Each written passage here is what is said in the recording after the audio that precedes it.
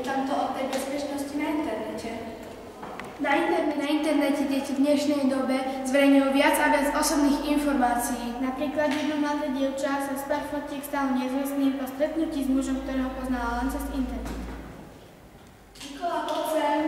No, čo vám sa zase niečo povysávať? Pozri sa, čo dávajú v televízii. Nemáte si písať na tom Facebooku s neznámymi mužmi. Bože, malo to s ňou povedal. Kde ideš? Príde ku mne Kika.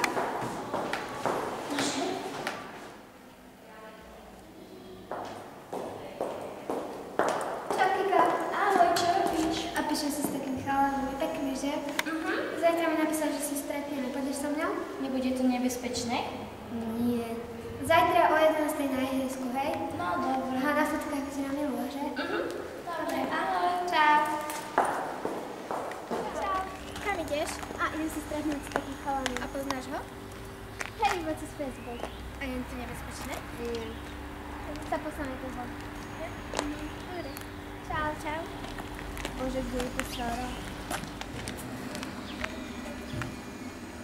Sara, kde si? Ahoj. O môj Bože, ja to musím ísť povedať jej rodičom. Nikoho nesli. Preboha, kde? Poďte za mnou. Ja ti hovorím, že si nemáš písať s tými chlapmi, ja sa s nimi stretávať. Dobre, už to nespravím. Nerozumela si? Nie. Dajte si